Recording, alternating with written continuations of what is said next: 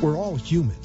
And it's important to know that doctors are people, too. Doctors have emotions, they have passions in life and hobbies, and they enjoy participating as active members in the communities where they practice medicine. Doctors have families, friends, and relationships, while the latest in healthcare and the most current treatments for ailments will be topics on this Doctors Are People Too radio TV show. The focus will be in learning more about the interesting aspects in a physician's life and what they do away from the doctor's office or operating room table. Hello, South Florida, and welcome, South Florida and beyond, and globally on the iHeartRadio app. Welcome to Doctors Are People Too. First, I just want you to let you know a little bit about myself, so you know who's leading you on this discovery voyage into the world of physicians providing health care to you and I, our family members and friends. My name is David DiPino, and I'm a public relations and marketing specialist. I've been writing professionally since 1999. I'm a native South Floridian from the town of Jupiter. I've written articles published in over 50 monthly, weekly, and daily newspapers, and also on their websites. Today I work in PR, as I said, and I write locally for BocaNewspaper.com and DelRayNewspaper.com, two monthlies in the area right here in Boca Raton and Delray Beach. And listeners, if you'd like to have your doctor on Doctors Are People Too, you can email me. It's really easy. It's my name, D, and then DIPINO @gmail.com. And if you'd like to call in, our number is 1-888-565-1470. It's hard to believe because it has happened so quickly, but this is my 10th show. Last week we had a nice conversation with Dr. Jennifer Capizzuti, a family medicine physician with an office just 10 miles south of here in Fort Lauderdale. And then now I want to send a warm welcome from Doctors Are People Too to Dr. Kimberly Casey Cohen, a doctor specializing in surgical oncology and hepatopancreatic surgery. I've definitely practiced that one for the last 2 years. Dr. Cohen, welcome to the show. Hi, thanks, David. Thanks for having me on. And you did so great with that title, by the way. Thank you. Much like improved. I said, the first time I said it 2 years ago, I butchered it pretty badly. So no, much improvement. Could you say it right from the get-go? Or No, and my parents still can't say it. Oh, wow. Yeah. Well, practice makes perfect.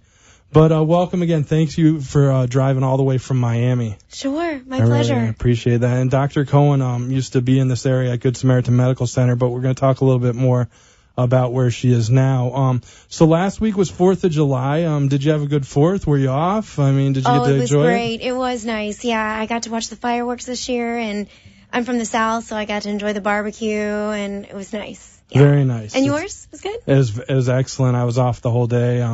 We're actually closed, so that's always good. And, I saw a lot of fireworks. Actually just got a new truck, so my wife and I drove up and down A1A. We got to see the Lantana fireworks, Boynton Beach, Delray, and Boca. Oh, that's cool. Timed it perfect. Which one was the best? I think probably Delray. Okay. Delray's probably the biggest. Yeah. But they were all really good. I mean, very similar. One reason I really wanted to have you on the show tonight is because that I noticed driving around South Florida in this heat. I guess they're calling it a Bermuda high. I've lived here my whole life. This summer seems hotter than normal. I started getting on my ear a little red, like almost like a sunburn over a few days. And I was getting it in the morning and in the evening driving. And I have tinted windows in my Jeep, but the front two windows aren't tinted. So over time, I noticed, man, I'm getting a sunburn from driving to work. And then happenstance, one of my colleagues got melanoma on the driver's side, the left side. He thinks it's from driving to work, and he actually had to have it cut out. And I wanted to ask you if you had ever heard of driver's side melanoma. Is that something that's common, or? It's sort of an emerging thing, I think. SkinCancer.org recently looked into it and did a bunch of research. And it's interesting because when you think about it, car companies are very smart. Believe it or not, the windshield has protection against both types of sun rays, both UVA and UVB. So that's why we're not seeing a rise in, cancers on the forehead or the nose or kind of on the lips. But we are seeing a rise in skin cancer on the left side of people's face, which is right where the driver's side is. And the driver's side windshield, if you will, is only made to protect you against UVB. So you still get all that exposure from UVA rays. And it's also not, especially me, I don't think about, well, I'm just going to go for a quick drive to CVS or the grocery store. I don't need to put on sunscreen. I'm going to be in my car. But we're seeing more and more of it on that left side, especially in professions that require driving a car or a truck as a living. We're seeing it more commonly in men. And it's now up almost like 53%. I did read a story about that. A truck driver actually who had gotten melanoma. His wife wrote kind of like a testimonial online because I Googled it before I even talked to you about it. I said, hey, is this really true? Is there really a driver's side melanoma? And all this, research came up. I think you mentioned the skincancer.org right. came up, and then that testimonial. I was on another site reading a testimonial like we do to, find out. And, I was pretty surprised to hear about that. Speaking of melanoma, I wanted to ask you also, since, you specialize, well, first I should tell the listeners, what you specialize in. So actually I'll ask you, what is surgical oncology, and, talk a little bit about that specialty. Surgical oncology is a pretty broad category, meaning we're surgeons that deal with any type of cancer. Basically, on a day-to-day basis, our job is to take out tumors. Anything, ranging from head and neck to breast cancer to colon cancer, to my specialty, hepatopancreaticobiliary, to melanoma. So basically, a lot of people confuse us with oncologists. What oncologists do is, chemotherapy, and the surgical part is we actually take the tumor out. Oh, wow. Now, speaking of another type of cancer, melanoma, I also read that, and I wanted to ask you, I read that Bob Marley died of melanoma at the age of 36. I was shocked that he was that young. And then I just wanted to ask you a little bit if you had ever studied that. What I found in my little bit of research is, and I'll let you go into, is something about a dark spot under his toenail that I guess could have been taken care of early, and it's called, and I'm going to butcher this, a cancer called acral lentiginous melanoma. You actually did really good, yeah. Acral lentiginous melanoma. Yeah, and it's very rare, and there are all these conspiracy theories that go along with Bob Marley, but actually it's very sad. Bob Marley died of metastatic melanoma. So that little tiny spot on his toe actually traveled all the way to his brain. Which is actually what caused his death, was metastatic melanoma. And this type of melanoma is more common in the African American population.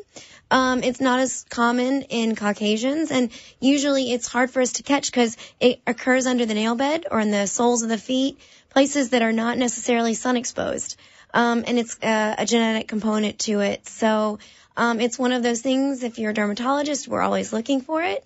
But if you're just the average Joe walking around, it's one of those places you might not even think about, especially if you're dark-skinned. You have that natural protection in your skin anyway. But, the nail beds are very common for this particular type of melanoma. Wow, and so like all cancers, it's very hard to see, and it kind of masks itself in a way. It does. And it's a very aggressive type of melanoma, probably one of the most aggressive forms. Metastasizes early, very aggressive. Is that something that if you tackle it early, you can live from it? It is, yes. If you catch it in the early stages, meaning before it's spread to the lymph nodes, it's just limited to the nail bed, then it is very treatable. And that kind of went into my next question, what you were saying about the darker skin. Can people of darker skin color really be at risk for skin cancer? I think the way we don't think that, but I think that may be the case. It is. They're definitely at risk, especially now that the ozone layer is disappearing slowly and the intensity of the sun is becoming more and more. You have to think of sun not as the tan, but it's literally radiation. So we're exposing our skin to radiation, and nobody is immune from radiation burns. You have to think about Chernobyl and all of, if a nuclear reactor, that's all radiation. And the sun is becoming more and more intense, and the radiation that we're exposed to is becoming more and more. So I think we're going to be finding a rise in that particular cancer because of the radiation exposure. Wow, that goes to my theory of getting the burn on the outside of my ear. That's never happened before. This is I think, fourth vehicle I've owned. Right. And all of a sudden it just started happening. It seems like it's getting hotter. It's getting brighter. Summers are warmer, yeah. Yeah, it's definitely something there. And believe it or not, just because we live in the warm weather, people in the cold weather are not immune. Actually, in the higher altitude, in the snow, we find a lot of skin cancers there. Because people think, oh, it's cold, they can't get a sunburn. But actually in the high altitude and the reflection off the snow is a prime setup for radiation exposure and skin cancer. Now, I thought of this question driving in. Can we get skin cancer or melanoma that anywhere that sun shines onto the body, or can it actually happen to anywhere where maybe you don't get sun on a daily basis? You can actually get skin cancer anywhere. Now, the sun does predispose us and induces mutations into the skin, which is a whole nother big scientific discussion. But yeah, you can get skin cancers on unexposed areas. And those are more of a genetic component. I see. Now, so if a listener or anybody for that matter sees a spot or something out of the ordinary on their skin, I always, ask, we have the doctor here, what should they do? Like, we all have our family doctor and we have other doctors, but if we notice something out of the ordinary, what is the first step that a person should take? I would say definitely, you want to do full body checks, of course. And if anything changes, if you have a suspicious mole, and it at all concerns you, you should probably see a dermatologist. That would be my first step. If it bothers you, especially, kind of the red flaky things, scars that aren't healing, little areas that just seem red and not going away, I think all of that warrants a trip to the dermatologist. And maybe everyone in Florida should probably have a dermatologist that they, see probably what is it, at least once a year, right? It depends. I think that you should start seeing it. Most people have seen a dermatologist starting in their teens if they have issues with acne or skin issues. And then as we move into our 20s and 30s, we worry more about sun exposure. For the females, we worry about aging and wrinkles. So I think whatever period you are in your life, going to a dermatologist is never a bad idea. That's great news from Dr. Casey Cohen. We're about to take a break in the next minute, but I just want to give listeners a chance to know where you're located. Can you just tell the listeners where your offices are and what hospitals you're on staff at? Sure. I have 2 locations. I work at Palmetto General up in Hialeah. And I also work at Coral Gables Hospital, and my office in Coral Gables is literally right across the street from Coral Gables Hospital near the Miracle Mile. And then you also have an office near Palmetto General as well? Yeah, I do. Okay, so, wow, 2 offices. 2 offices. That's great to know. And people can find you on the website tfpsdocs.com as well. I have Dr. Cohen's number here in Miami. It's 305-443-5585. So that's, like she said, the Coral Gables area near the University of Miami, I believe. I don't get down there too much, but that is fairly that area. Close, yeah. And then also in Hialeah at 305-820-6657. We have Dr. Cohen here for about 15 more minutes. If you have a question, you can call in 1-888-565-1470. And we're going to take a quick break, and we'll be right back on the other side of Doctors Are People Too.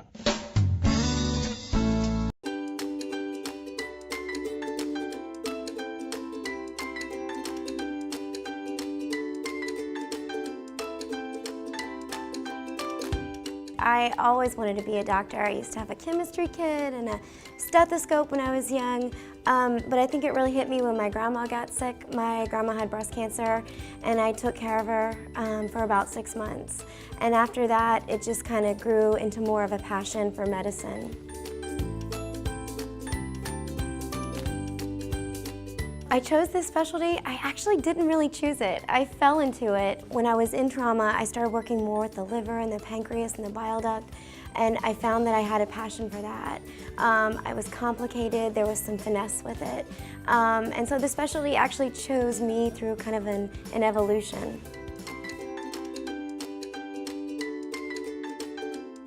The first thing that I do when I meet a patient is make sure they feel comfortable with me, especially. Usually before I get in the room, I learn a little bit of information, not only about their diagnosis, but about them personally. And I want to engage them in a very comfortable environment. For me, personally, I want them to know that I'm very dedicated to what I do. I get very personally involved, and it's a journey that we take together. In terms of our practice is very up to date with the most latest and greatest techniques, that we're kind of a family environment, and that we really go the extra mile to make sure that the patient is not only from a medical perspective taken care of, but also from a very personal aspect involving the family and everybody around. Something that is surprising about me is actually a college athlete. I was a cheerleader. I've retired the pom-poms now. I no longer do that. But I love being in athletics, and that surprises most people when I tell them.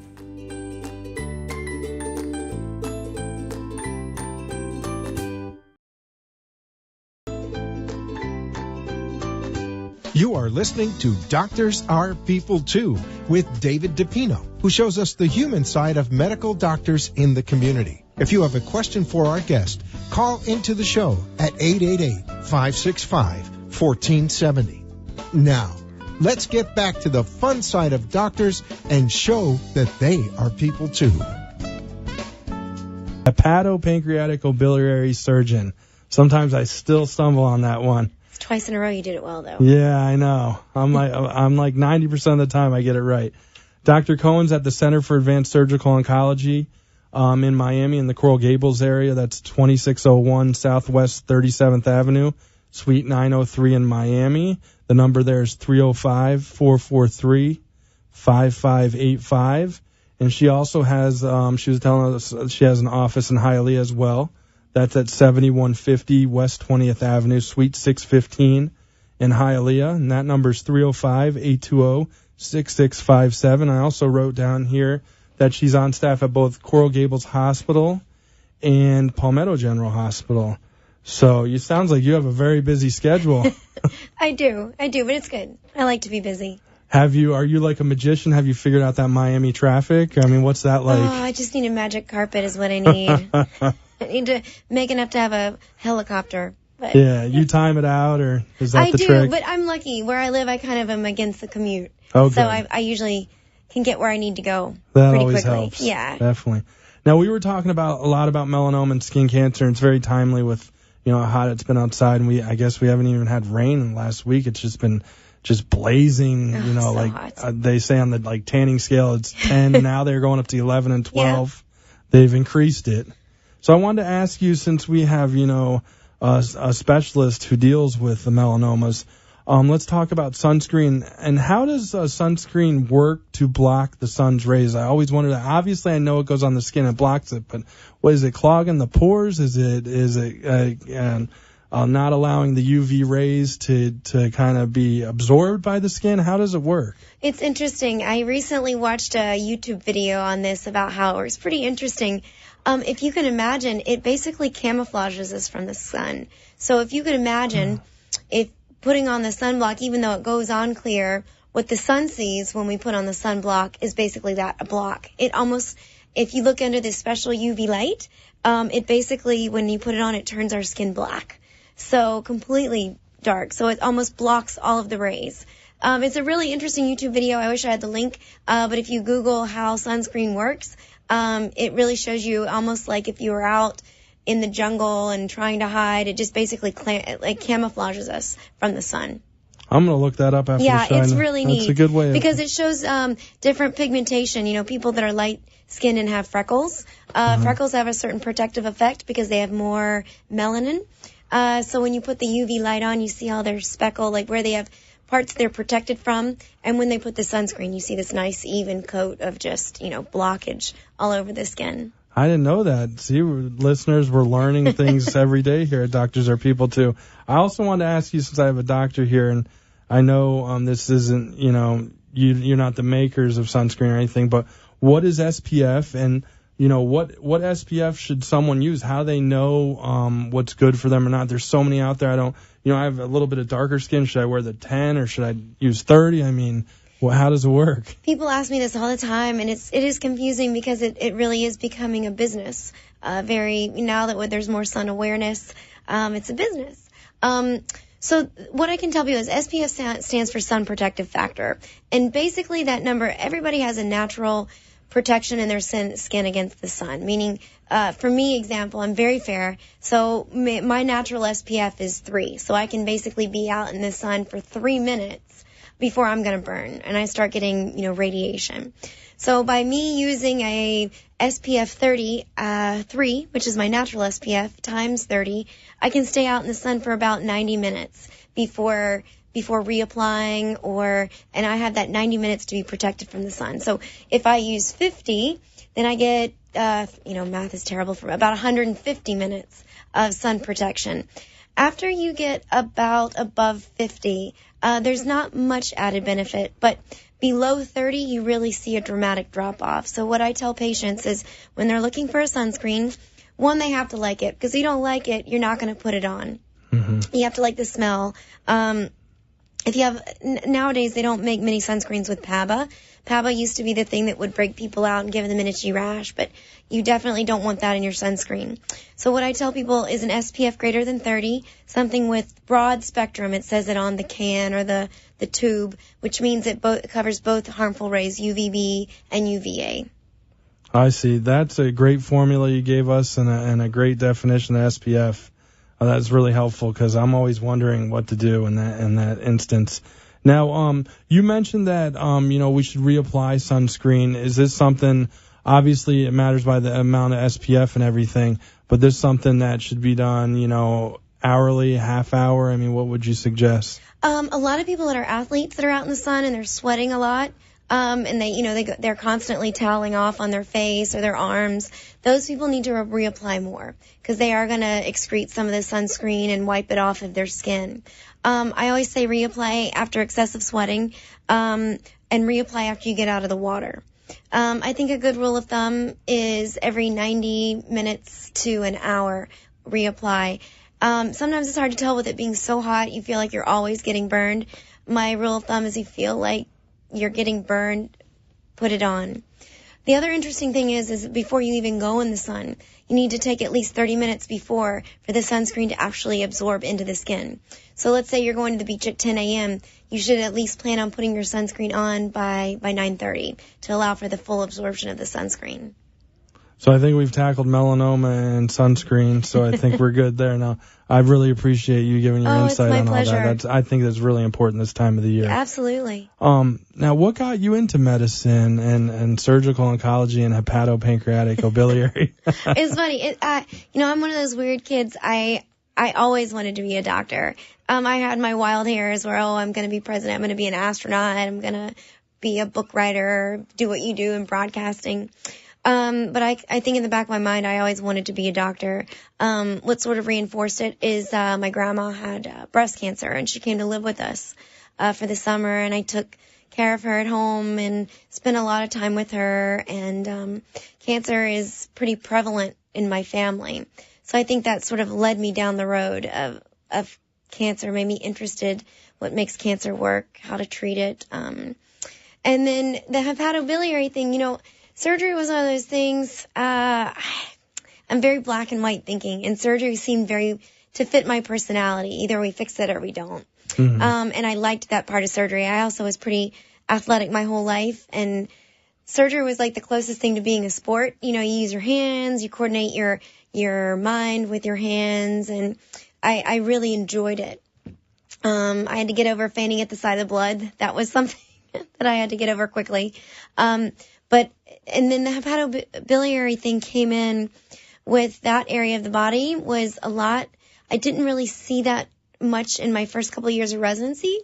And then I slowly became exposed to it and sort of really enjoyed operating on those parts of the body. It was very intricate. It was a little bit more challenging. And it was something I really wanted to learn how to master. Plus I really enjoyed the pathology that went along with it. It was something I was interested in.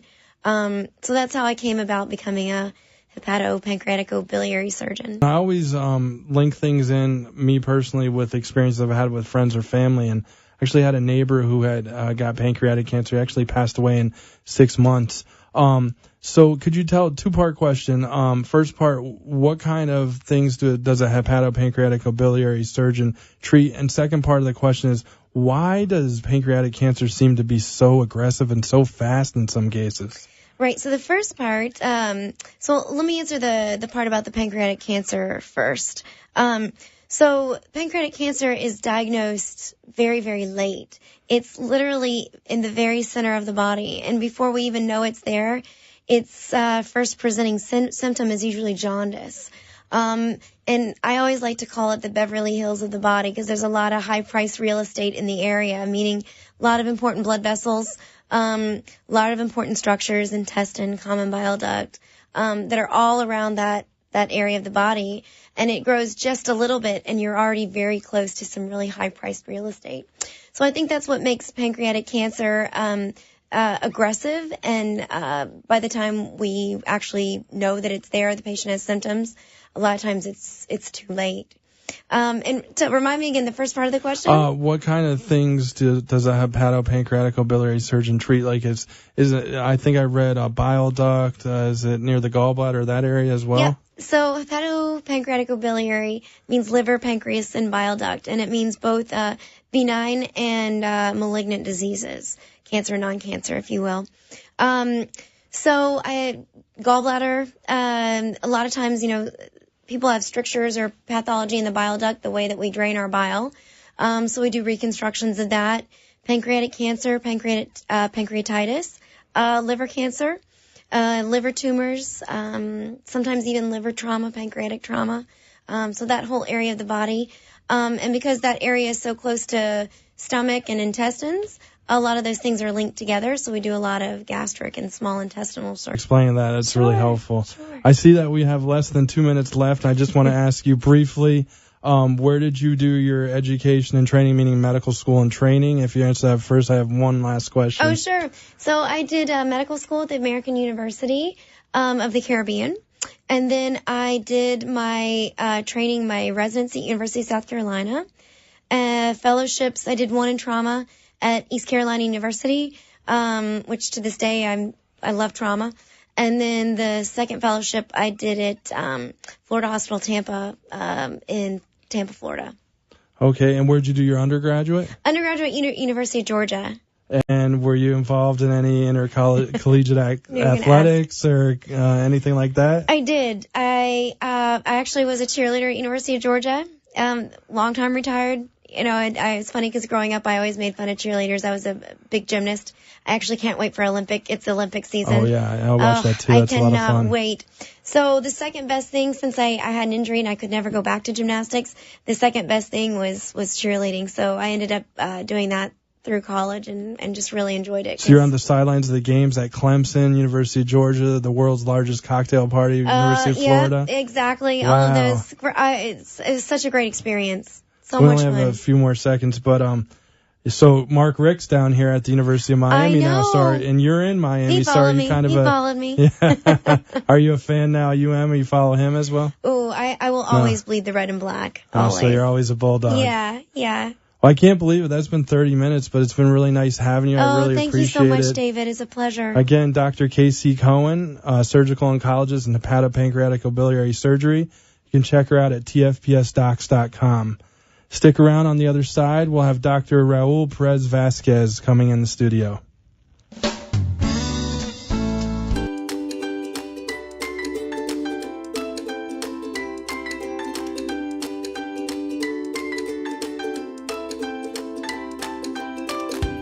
It's pretty much that connection that you develop with a patient.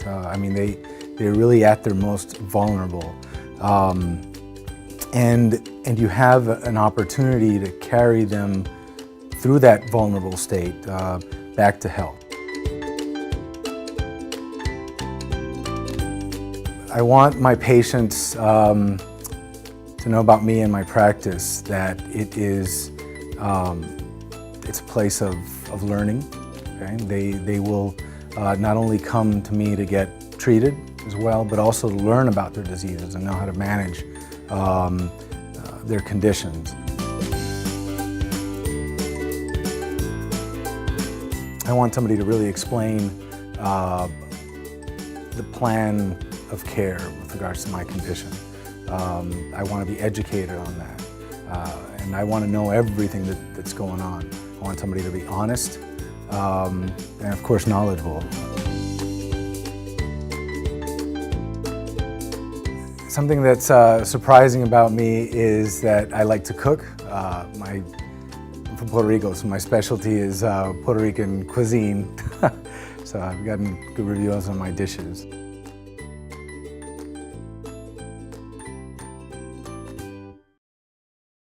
Listening to Doctors Are People Too with David DiPino, who shows us the human side of medical doctors in the community. If you have a question for our guest, call into the show at 888-565-1470. Now, let's get back to the fun side of doctors and show that they are people too. Hello, South Florida, and welcome, South Florida and beyond, and globally on the iHeart Radio app. We're back here the second half of the hour to Doctors Are People Too.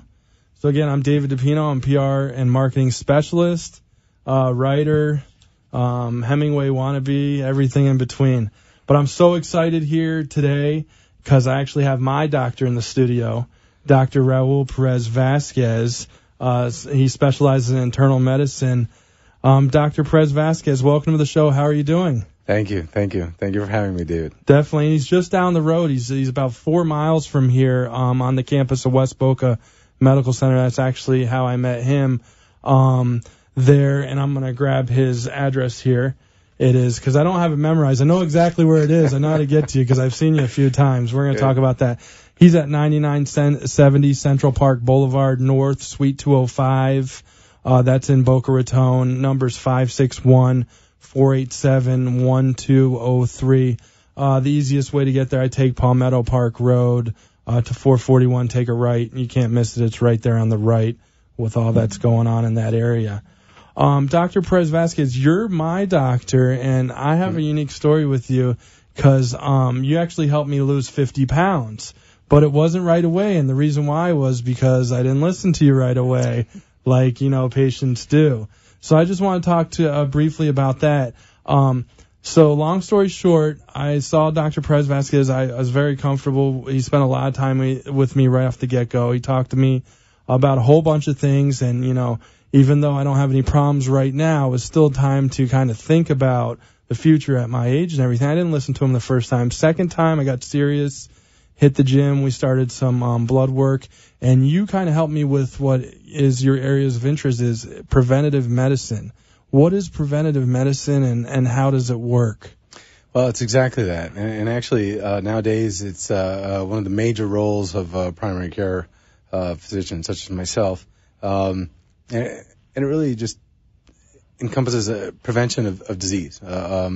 Major ones that we have right now are cardiovascular disease, which, when you think about risk factors, diabetes, hypertension or high blood pressure, high cholesterol, lack of exercise, poor lifestyle, those things add on to cardiovascular disease. So prevention of cardiovascular disease is aimed at those. The other big part of prevention is for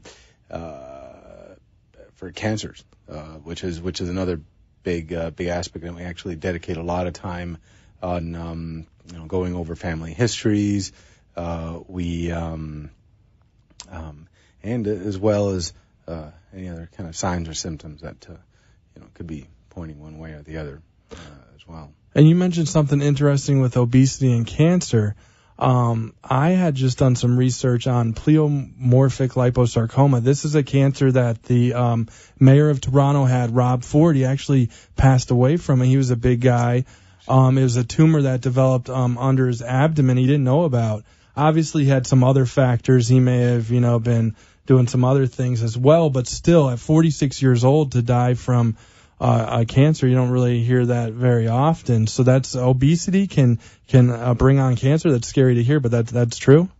Yes, of course. I mean, when you think about all these conditions, these are all inflammatory conditions, and actually, the more inflammation you have, the more rapid cells die off and need to be created. And this is why smoking is such a big risk factor for cancer, because it causes a great deal of inflammation throughout your entire body.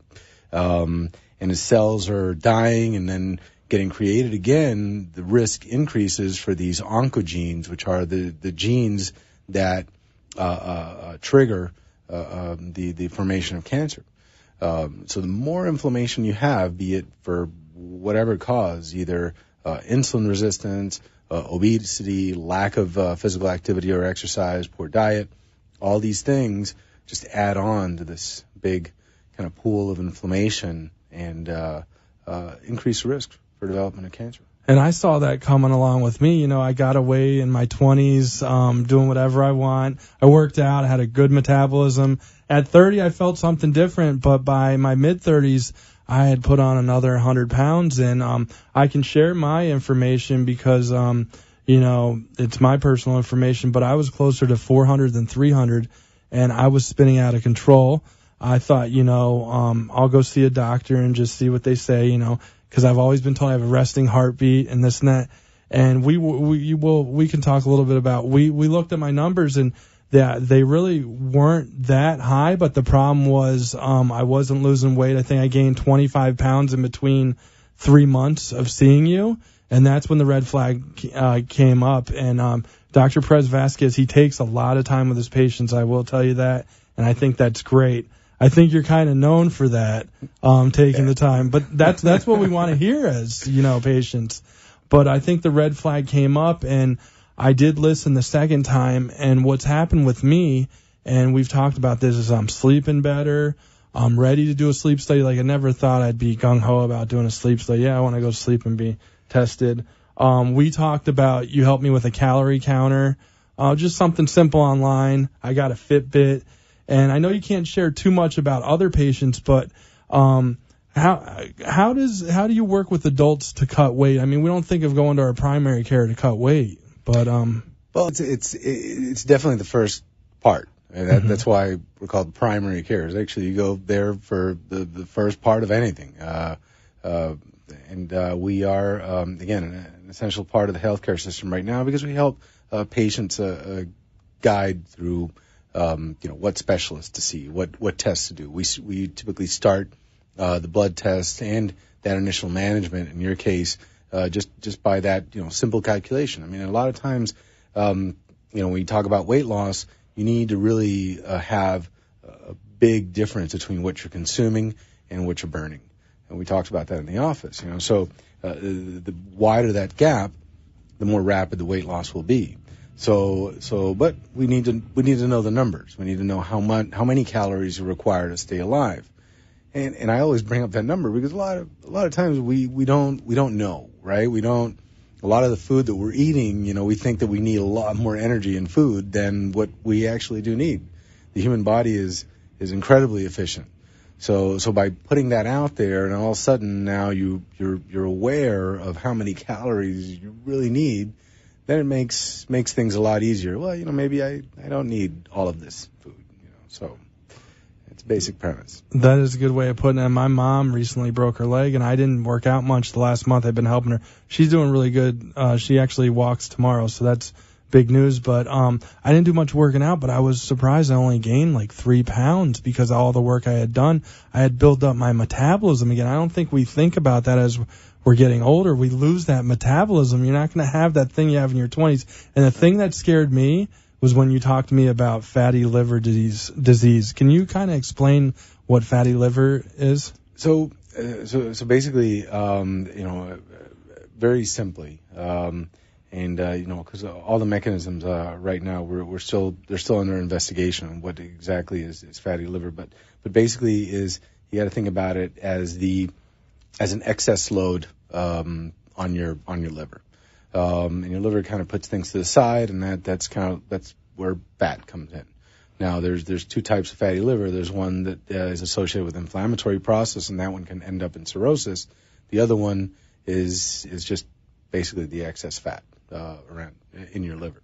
But they're both signs of excess pressure because of these excess metabolic demands, because either overweight, insulin resistance, or diabetes, high cholesterol, high blood pressure, all these kind of things. We also talked about the Mediterranean diet. I know you're big on that. Why is that so beneficial? I know the big thing for me, I'll tell you, and I don't know if I told you this, I cut out bread completely. And at first it didn't work, but over time. And then I started with the Mediterranean diet. Why do you think it's so effective? Well, the Mediterranean diet, really, the with regards to weight loss, it's not, what's really going to be effective with that or any kind of other diet, that you bring is really the calorie consumption. Mm-hmm. The reason why I recommend the Mediterranean diet is because it as everything that we should be recommended, should be having evidence behind it. And the Mediterranean diet is one of those diets that has shown not only benefit in a healthy lifestyle in general, but it also has a good amount of evidence with regards to risk reductions in cardiovascular disease, diabetes, and even cancer. That went right into my next question about diabetes. If obviously if the weight's left unmanaged, it can turn into pre-diabetes, which I think we were looking at for me, type 1 diabetes, type 2 diabetes. And I wanted to ask you, once you get that, is diabetes reversible? Is this something like once you get it's... So actually type 1 is autoimmune. Okay. That's like lupus. So my bad there. I didn't do my research. No, I actually did do too much research. No, you're good. So, but type 2 is more associated with an insulin resistance. So after a certain period of time, when you're releasing insulin, just like you can become tolerant or resistant to a great deal of other medications, the same thing with insulin. Your cells stop responding to the effects of insulin. Now, there's a lot of studies, just to answer your question with regards to whether this is reversible or not, specifically because now in the age of bariatric surgery, we've seen that a lot of patients that have a dramatic amount of weight loss do end up a lot of times being cured, in parentheses, because once you gain the weight, it comes back. But essentially people that are on very, very high doses of insulin now after a dramatic weight loss really are on a lot of times no medications. So there is, and there's a lot of new research, new drugs, medications coming out to target these hormonal imbalances to help treat in a better way diabetes. But obviously we don't want to get to that point. Right. Yeah, that was the thing with me. So we have about a minute before our break here, and I want to give Dr. Perez Vasquez his info out again. He's Dr. Raul Perez Vasquez. That's PEREZ-VAZQUEZ. A lot of Z's there. Yes. And actually, drperezvasquez.com we'll link right to his website profile, or you can go to tfpsdocs.com, but just type in RAULPEREZVAZQUEZ.com and you'll get there. He's at 9970 Central Park Boulevard North, Suite 205 in Boca Raton. Phone number there is 561-487-1203. We're going to take a quick break, and on the other side, talk to Dr. Raul Perez Vasquez about some of his interests outside of medicine.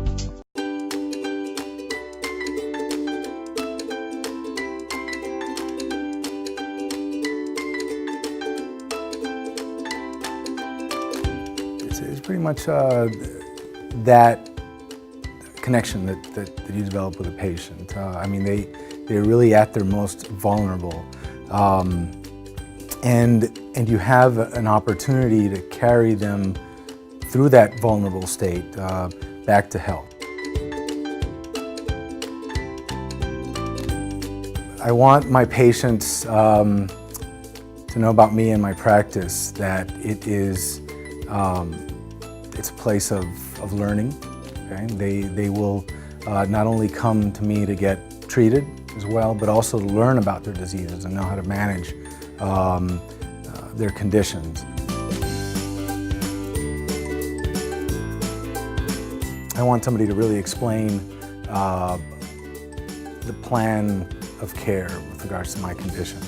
I want to be educated on that, and I want to know everything that's going on. I want somebody to be honest and, of course, knowledgeable. Something that's surprising about me is that I like to cook. I'm from Puerto Rico, so my specialty is Puerto Rican cuisine. So I've gotten good reviews on my dishes.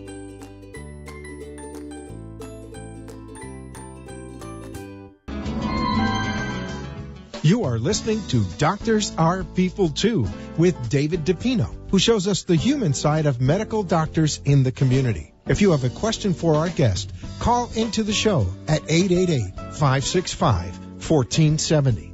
Now, let's get back to the fun side of doctors and show that they are people too.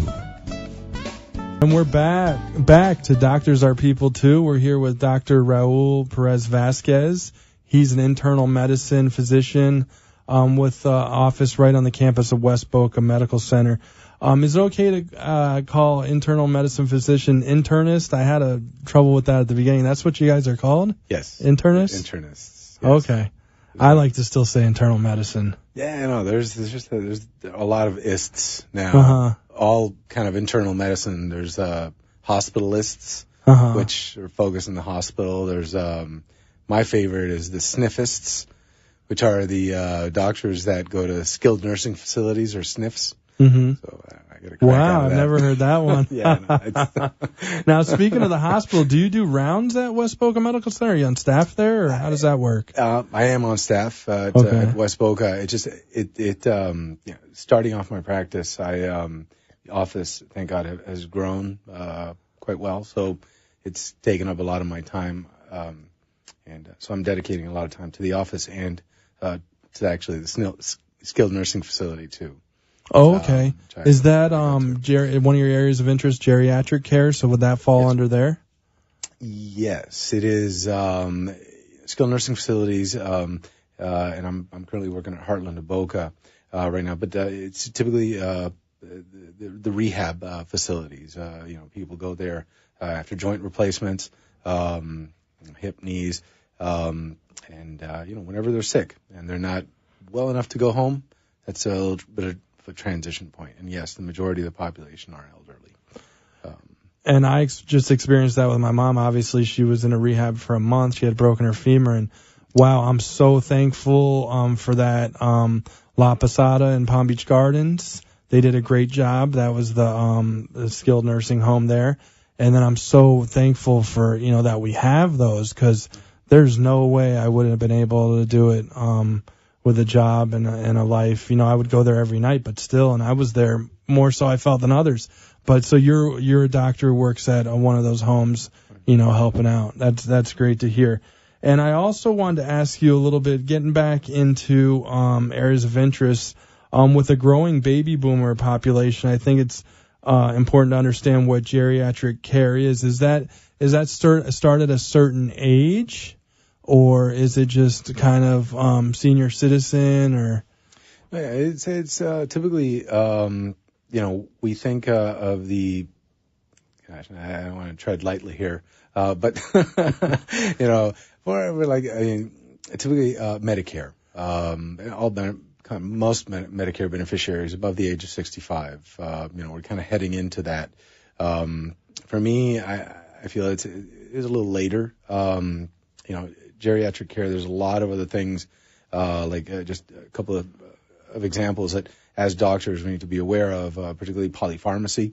Once you get to that age, you run the risk of adding a bunch of different medications, and eventually these need to be reevaluated because you end up causing a lot of interaction. So that's one big part of geriatrics. The other thing, some diseases have manifestations that in a younger adult they wouldn't have, such as infections. You get an elderly patient with loss of appetite or fatigue and everything, and that could be a manifestation of a urinary tract infection, whereas a younger adult would present with the typical burning, fevers, and those kind of things. So there's just some examples. And those kind of linger, and they can not accelerate, but they'll stick around with someone who's older. That's important. Yeah, I didn't know that you're at Heartland of Boca. That's good to know. Yeah. Sure. So the listeners out there, Dr. Raul Perez Vasquez, he's also on staff at West Boca Medical Center, and there his office is over there. Again, I'm going to give it out, 9970 Central Park Boulevard North, Suite 205, and that's 561-487-1203. And you can just put his name into the browser, drraulperezvasquez.com or tfpsdocs.com. So that stands for Tenet Florida Physician Services.com. Dr. Perez Vasquez, you look great. Your skin has a nice glow to it. I want to ask you, and you're in excellent shape. What's the secret? What do you do to stay in shape? It's not there. I mean, there's no secret. Genetics? No. Listen, what you and I talk, in the office. I mean, you hear from me once, twice a year. I listen to it every single day and multiple times for myself. So I really, you have to really make a conscious effort at changing your lifestyle. A lot of patients that I talk to, and this is one of the most difficult things to do for any kind of habit. You have certain kind of habits that we usually kind of work ourselves into. Once we start working, we got little time, and the exercise and healthy eating habits take a back seat.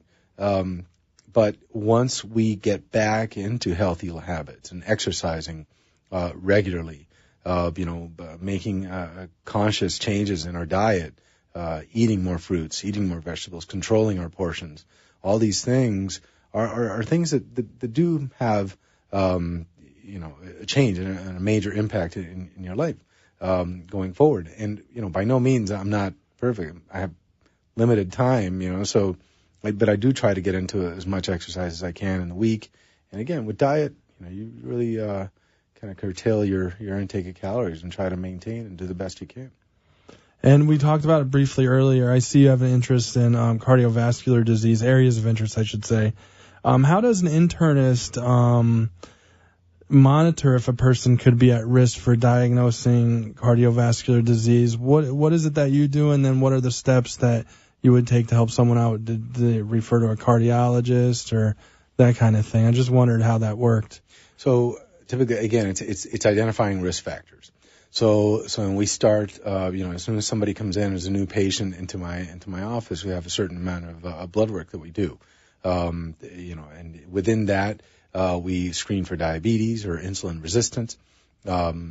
We screen for cholesterol, blood pressure, okay, cigarette smoking, okay. All these are major risk factors for cardiovascular disease. I typically use, we have, based on all the evidence and research that is out there, we have some cardiovascular risk calculators, which help us kind of objectify this risk. They're not perfect. There's a billion of them out there, but there are some that are better than others and help us guide, therapy. We identify those risk factors, try to control them, and hopefully prevent the onset of symptoms. Once you have symptoms of shortness of breath, chest pain, all these kind of things, palpitations, anything that's pointing towards coronary artery disease, that would be a reason for that to go see a cardiologist. Well, we have just a couple more minutes here. I'm dying to get to these last questions. But let me try this first. ¿Tú hablas español? Así es. There you go. Poquito. Right. But Dr. Perez Vasquez is bilingual in English and Spanish. So, again, that's great to have a bilingual physician in this area. I know not so much. In Palm Beach County, a very large Latin population. So that's good to know. I would want my physician bilingual. I'll tell you that. I think nowadays in Florida, it's a no-brainer. I wish I would have learned it and paid attention when I was younger. I could have really used it when my trips, down south and other places. Yeah. So I'm trying to pick up Portuguese too. I got a lot of Brazilian patients too. Oh, so, yeah. You have a Brazilian patient base. Yeah. That's good to know. Yeah. So just a couple more questions here. I always ask the doctors, what they do outside of medicine to get away. Obviously, you've dedicated your life to helping others, but what are some of the things that you do to get away? Just relax. Well, okay. I don't have much time for anything else. No, rest is important. Right now, our family takes up a lot of time. My little one plays a lot of soccer, so he's in a travel team, trying to support that, sports in him. So that we do a lot of, that on the weekends. And just basically just going to the beach, relaxing, playing board games, with the kids, taking advantage of very little time that we have. And enjoying South Florida. We're in a great area. Oh, yes. And then also, I know you mentioned in the past that you like to cook. I mean, what kind of things do you like to make? I do. Well, Puerto Rican cuisine. I made it a point of learning all the recipes I could from my grandmother. So I got before I left to college, I said, I got to take this with me. So I got a couple of recipes. Now my family, most of me, has me on the grill. So. That's what everything is limited to now. So. Originally, where are you from in Puerto Rico? Mayaguez, western part of the island. All right, we're going to wrap it up here. That's Dr. Raul Perez Vasquez, 561-487-1203, drraulperezvasquez.com. Thanks so much for coming over and being on Doctors on People, Our People, too. Thank you.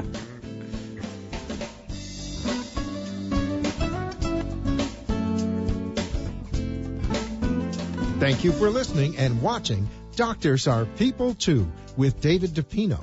Join us next week for more in-depth views on what doctors are all about and how they spend their free time. All shows can be seen on amp2.tv. And if you have questions you want answered on the air, call 866-224-5422 and leave a message that can be read on the air. The opinions expressed on the preceding sponsored program were strictly those of its hosts, guests, and callers.